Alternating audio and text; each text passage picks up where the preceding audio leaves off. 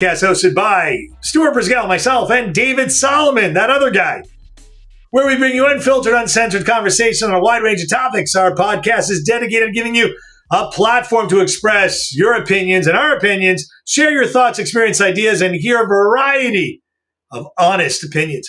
Join us as we dive into the latest news, pop culture, politics, and so much more, from the rants of absurdity of modern life to discussions of the deeper, more affecting society. The Rant Network, we've got you covered. Sit back, relax, and join the journey of discovery and exploration. It's time to join the Rant Network.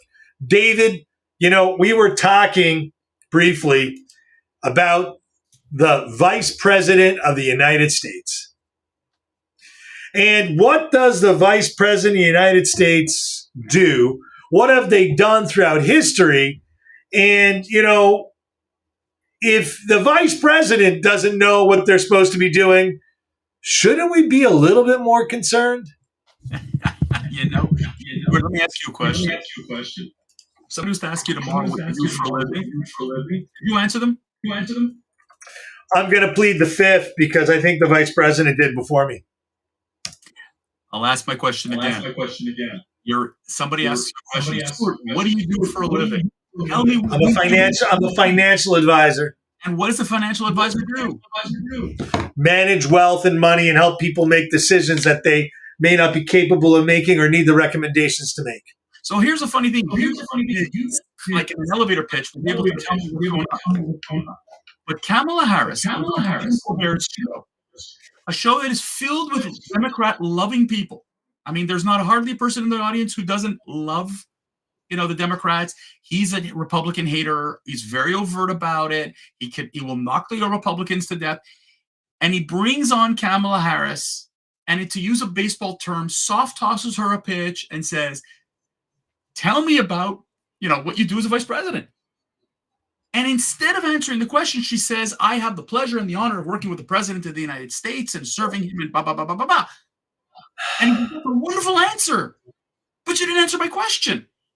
And it's a fascinating thing, Stuart, to see that this vice president, next in line to be president in case Joe Biden kicks the bucket, can answer a simple question.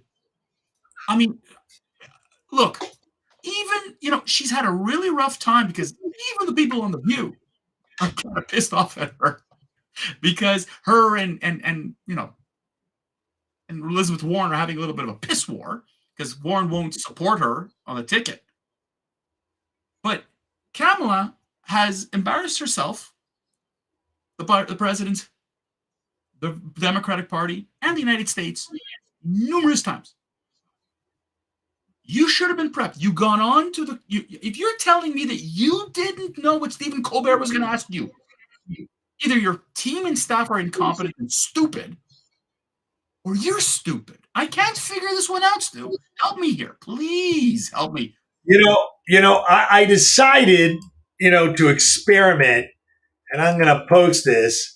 I decided to ask ChatGPT, what are the, ChatGPT was able to answer more about what is the role of the vice president than Kamala Harris was. And I put it in the chat, so if you don't hear me rant about it, you can read about it. That chat version 4 basically says, some of the primary duties include, remember, ChatGPT is a left-wing AI bot. If you ask it to describe Donald Trump, it'll tell you he's a bad president. You have him describe Biden. Biden's a great guy.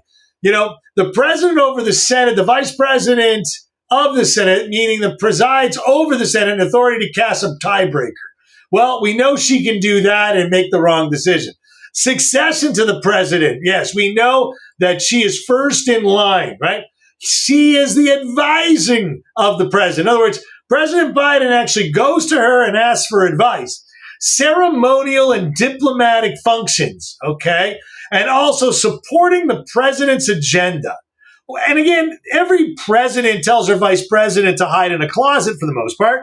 But when the vice president's roles dwarf that of the first lady, you kind of got to wonder who's really on first. Do you ever hear that joke, the Three Stooges, who's on first? Yeah. But I really think Jill Biden acts more like the vice president than Kamala Harris. In fact, Jill Biden actually acts more like the president. She takes more questions. She answers more sensibly. She answers more intelligently, and she can more ad-lib a conversation as a full-time school teacher, right? Sounds like she learned from Nancy Reagan. By the way, listen. Here's the thing that I'm going to throw at you. Why is Kamala Harris the vice president of the United States? Can we really answer the elephant in the room here with her? Stuart, why was she nominated? So let's say simple. If you go back to the Kennedy days when he brought in, Johnson to be his running mate, it was very clear. Kennedy was a Catholic from Massachusetts, not well loved in certain states, and Johnson was going to be the guy who was going to bring in the Southern vote, the Texas votes, the bigger state votes for him to win the election. That's what you do in an election. You bring in your VP is about winning the seat. Okay? Kamala Harris checked off 2 boxes for the Democrats. Okay? One of which was not competency, by the way. Let's be real. It wasn't about competence or ability or qualifications or whatever. It was her gender and a race. The Democratic Party had to put in place a figurehead. Okay? You had Obama for 8 years. He was fantastic. He checked boxes that the American population wanted. All right, cool. And here you had 2 old white guys in the presidency and the vice presidency in the Trump era, and you had to counter it again. So it's about bringing in somebody competent. And it's clear to me that, if it was about competency, my God, what would she be doing? What could she be doing to help Biden? You've got a Joe Biden who is a bumbling fool in office. She's young. She has energy. If she was trainable, she could be phenomenal. Instead, she's an embarrassment. You're going on Stephen Colbert, where you could be more in your element. You can't even handle that.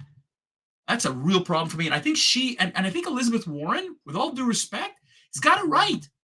She's the wrong. If the Democrats want somebody of real elegance, of real competence, of quality, next in line for president, she ain't it. Sorry. David, she is the first African American vice president that's female or male. Mm-hmm. She is the first person of South Asian descent to serve a position of high office. She's born in Oakland, California. Her parents are immigrants from India and Jamaica. She attended Howard University and then University of Washington. Howard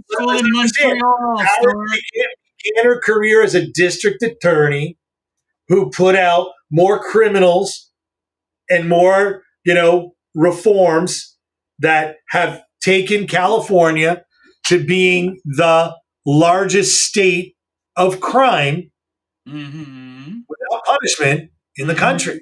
Mm-hmm. They have they represent over 30% of the homeless rate in the United States. They have one of the highest drug problems in the United States. He'll tell you. It was when she was district attorney. Listen, Stuart, forget about her past, because I really don't care.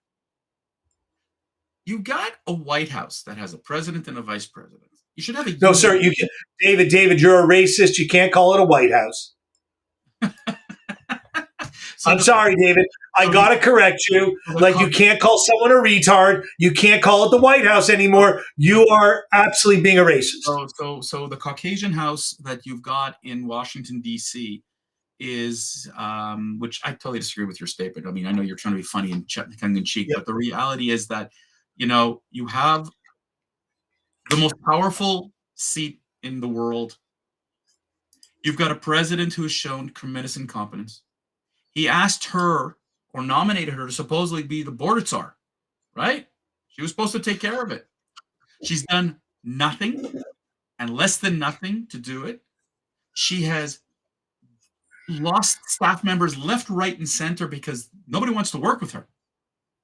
And so you ask yourself, if this is really what the Democratic Party stands for, put up curtains, put up, showmanship, put up an image, but have no substance. Again, you have to ask yourself, ladies and gentlemen, if you're a voter in the United States, as you're planning for 2024, are you sure you're doing your homework right?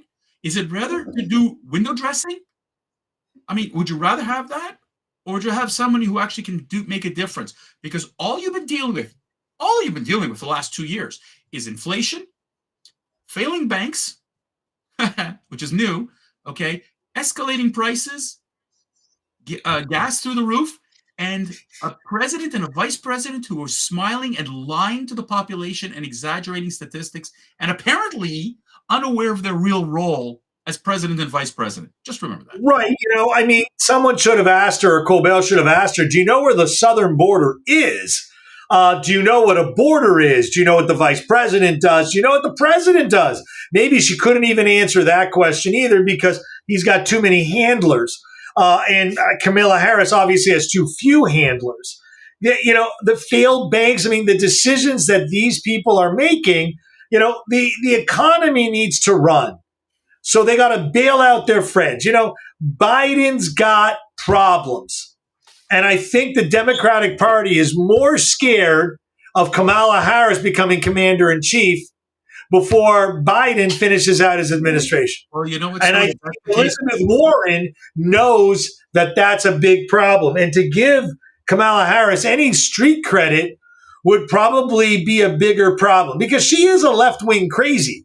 She is down outright left-wing nutty bags. You know what, Stuart? It's funny because I mentioned The View before, and they're panicked. They're freaking out because this infighting within the Democratic Party, this lack of unity, right? It just gives more fodder to the Republicans and gives them a chance. And they're afraid of God forbid, a Trump or even a DeSantis coming into power.